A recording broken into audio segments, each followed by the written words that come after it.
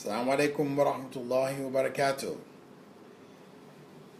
Today is the third day actually of Ramadan here, but it's the second day that I am sharing something with you, sharing something of this month, the practices, the concepts. We'll try to touch different ones on different days. Inshallah, today, after talking about yesterday's advice with regards to the month of fasting and touching on one of the more basic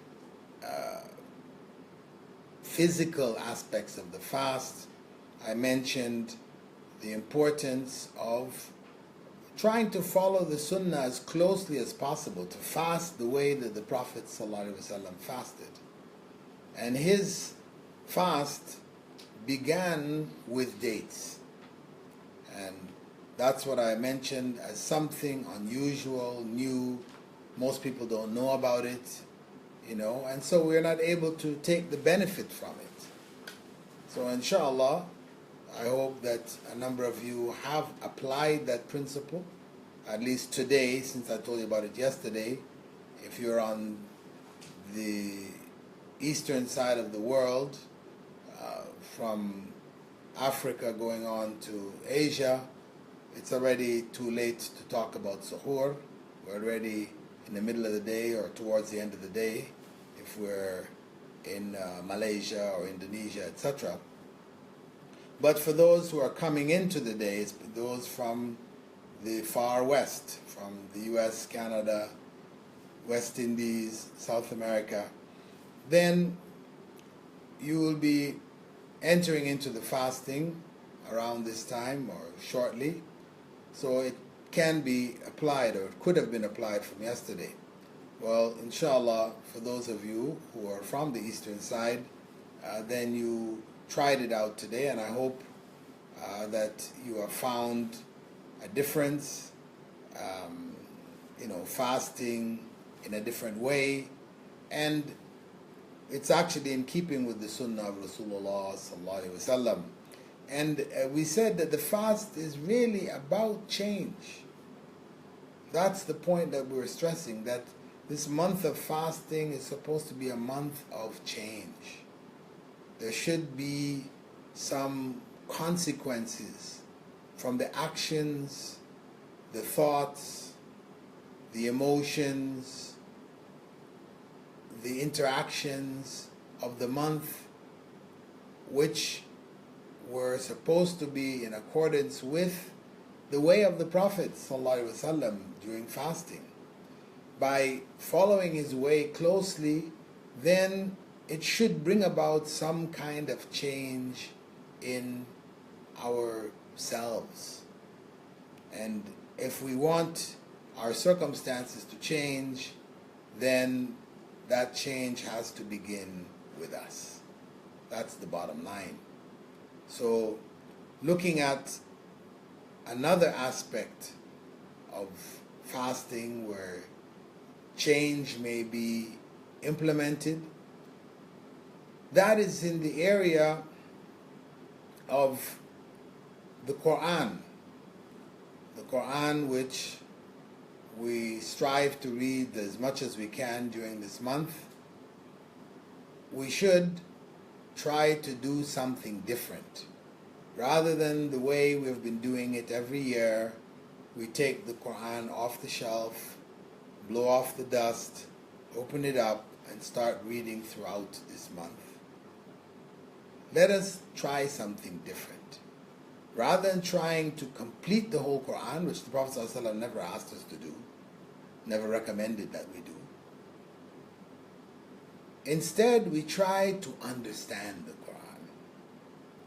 Let's take a break from our usual dealings with the Quran, whether we put it as verses and we put them on our walls like Ayatul Kursi, or we put them on lockets, we wear them around our necks or on our rings or whatever, hanging in our cars, believing that somehow they're going to bring good fortune.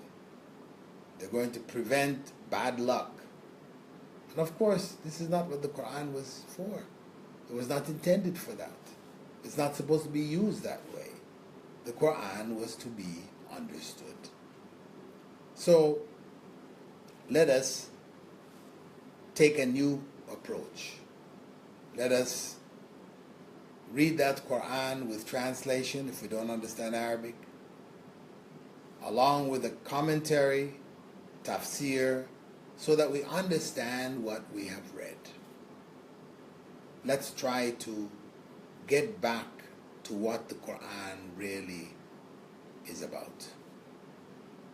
It is the essence of Islam. It is the source of Islam. It is the foundation of Islam.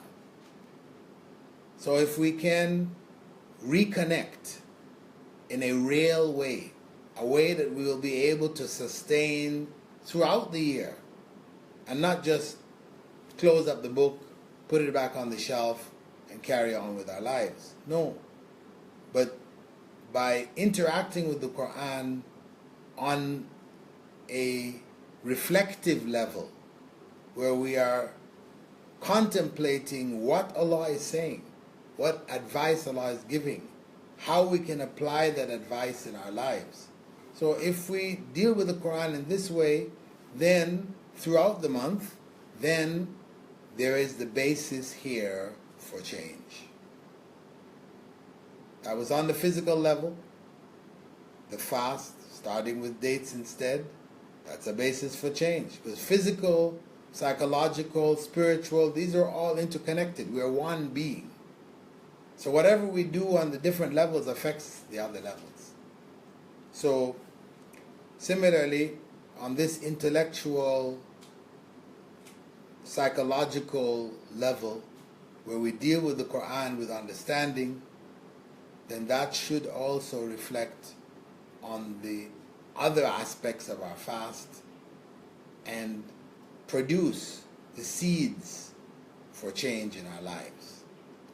So I hope that you will be able to benefit from these brief words. There's an extended 1-hour lecture which I'm doing as part of the Ramadan series, which goes into this issue in depth, in great depth. This is just a brief point of reflection for this month of Ramadan, so that Ramadan can be the basis for change in our lives. Barakallahu feekum. Assalamu alaikum wa rahmatullahi wa barakatuh.